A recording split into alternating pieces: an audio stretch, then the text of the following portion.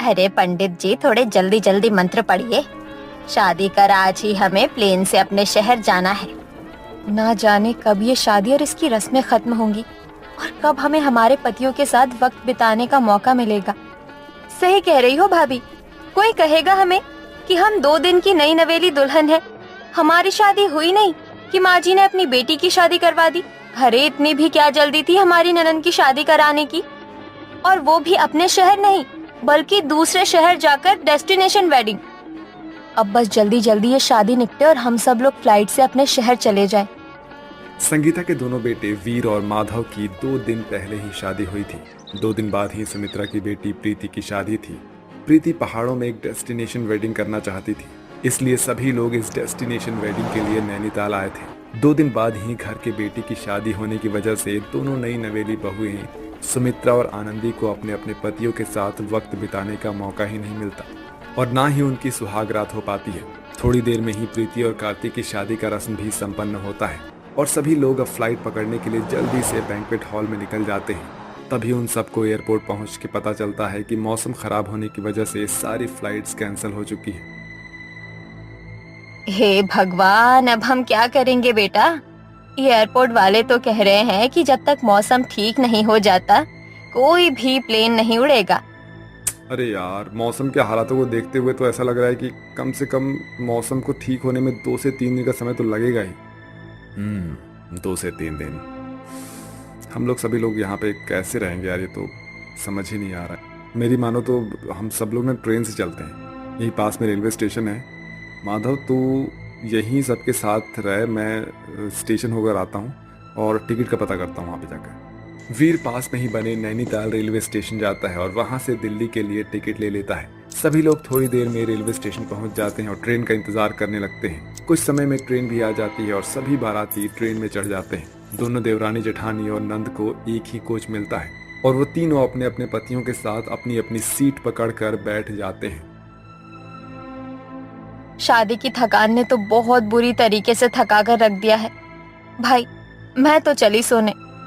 इतना कहकर जेठानी सुमित्रा अपने पति वीर के साथ ट्रेन की ऊपर वाली सीट पर जाकर लेट जाती है। वहीं दोनों देवरानी और ननद ट्रेन के नीचे वाली सीट पर लेट जाते हैं। अरे सुमित्रा, तुमने अपना मुंह रसगुल्ले की तरह फुला क्यों रखा है हा? तो आप क्या चाहते हैं, मैं यहाँ पर भांगड़ा करूँ? हमारे शादी को 3 दिन हो गए हैं लेकिन हमने अभी तक अपनी सुहागरात नहीं मनाई। सोचा था फ्लाइट से शहर जाएंगे तो घर जल्दी पहुँच जाएंगे और एक दूसरे के साथ अच्छे से वक्त बिता सकेंगे, लेकिन इस मौसम की वजह से फ्लाइट भी कैंसिल हो गई और ऊपर से आपको टिकट भी हमारे इन लोगों के साथ ही करवानी थी। आप एक अलग कोच नहीं देख सकते थे हमारे लिए? सुमित्रा, मैंने भी यही सोचा था, लेकिन ये टिकट भी बड़ी मुश्किल से मिली है यार। अब जैसे तैसे करके गुजारा कर लो ना। बस कुछ ही घंटों की तो बात है यार। जहाँ एक तरफ अपनी सुहागरात को न मनाने को लेकर सुमित्रा का मुंह फूला हुआ था, वहीं नीचे सो रही आनंदी और प्रीति का भी कुछ यही हाल होता है। देखो आनंदी, मैं तुम्हारे मुंह दिखाई के लिए क्या लेकर आया हूँ। हे भगवान, आपका दिमाग तो खराब नहीं हो गया है? आप मुझे ट्रेन के अंदर ये सोने की अंगूठी दे रहे हैं। अगर किसी ने देख लिया ना तो 2 मिनट लगेंगे अंगूठी को गायब होने के लिए। अगर इतना ही सुहागरात पर अंगूठी देने का शौक था तो हमारे लिए एक अलग से रूम बुक कर लेते ना। सुहागरात तो मनी नहीं, बड़े आए तोहफे देने वाले। अच्छा बाबा, गलती हो गई मुझसे, अब तो माफ कर दो। आखिरकार कब तक गुस्सा रहोगे मुझसे? ऐसे ना रहूं तो क्या तुम्हारी आरती उतारूं? तुम्हें पता है, सभी रिश्तेदारों को ये लग रहा है कि डेस्टिनेशन वेडिंग का प्लान मेरा था। वो सभी मेरे प्लान की वजह से यहाँ फंसे हैं, लेकिन किसी को क्या पता कि ये प्लान मेरा नहीं बल्कि तुम्हारा था। मुझे पता होता ऐसा कुछ होने वाला है तो मैं कभी भी डेस्टिनेशन वेडिंग प्लान ही नहीं करता यार। मैं खुद जानता हूँ कि कल शाम को हमारी गोवा के लिए फ्लाइट है। तो प्रीति यार, मैं तुमसे वादा करता हूँ कि हमारा गोवा जाकर हनीमून करने का प्लान कैंसिल नहीं होगा। हम ज़रूर जाएंगे गोवा। तीनों नई नवेली जोड़े एक दूसरे को मनाने में लगे हुए होते हैं। जैसे तैसे रात होती है, उन तीनों की पत्नियों का गुस्सा शांत होता है और अब तीनों देवरानी जेठानी और ननद अपने अपने पतियों के साथ प्यार भरी बातें करने लगते हैं। वहीं आनंदी और माधव एक दूसरे के करीब आने वाले होते हैं कि तभी उनके कोच के बाहर से चाय वाला गुजरता है। चाय वाला, चाय चाय चाय चाय, एक गरम चाय स्पेशल अदरक वाली इलायची वाली चाय। चाय वाला, चाय चाय चाय। भाई साहब, चाय लेंगे क्या आप? नहीं भाई साहब, आप आगे जाइए प्लीज यार। उस चाय वाले की वजह से माधव का सारा रोमांस खराब हो जाता है। यार इतनी मुश्किल से तो इस ट्रेन में सुहाग रात के लिए थोड़ा सा रोमांस का माहौल बना रहा था, लेकिन इस चाय वाले ने ना पूरी ऐसी की तैसी कर दी। एक तरफ जहां माधव चाय वाले के आ जाने से गुस्सा था, वहीं सुमित्रा और वीर ट्रेन के ऊपर वाली सीट पर एक दूसरे के गले लगे हुए थे। दोनों काफी छोटी सी सीट पर एक दूसरे से चिपक कर लेटे हुए होते हैं कि तभी अचानक से सुमित्रा का बैलेंस बिगड़ता है। वो सीधे ट्रेन के ऊपर वाली सीट से नीचे आ गिरती है। सुमित्रा को इस तरह गिरते हुए देखकर देवरानी और नंद उस पर हंसने लगती है। भाभी, आज तक तो सुना था कि आसमान से गिरा खजूर में अटका, लेकिन आज तो देख भी लिया।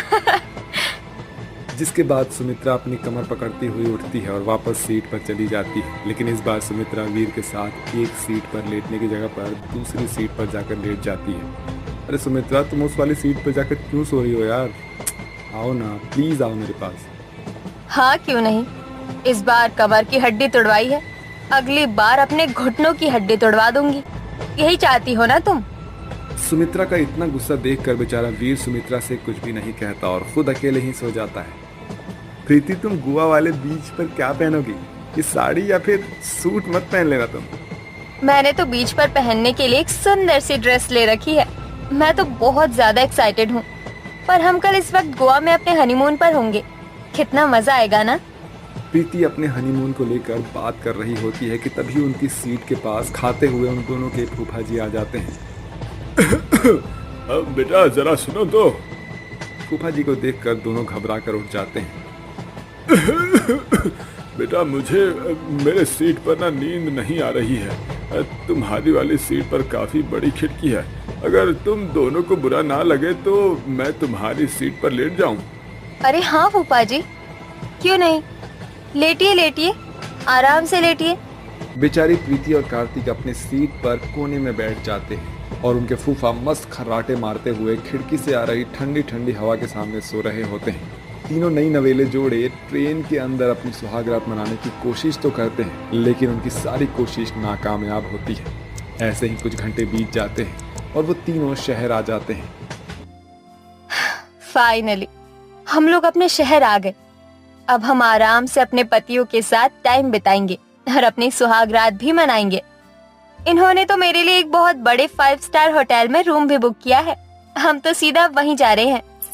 सुमित्रा अपने ससुराल आ जाती है और वहीं आनंदी अपने पति के साथ एक बहुत ही बड़े होटल में जाती है और दोनों देवरानी जेठानी आखिरकार अपने पतियों के साथ अपने सुहागरात के सपने को पूरा करते हैं।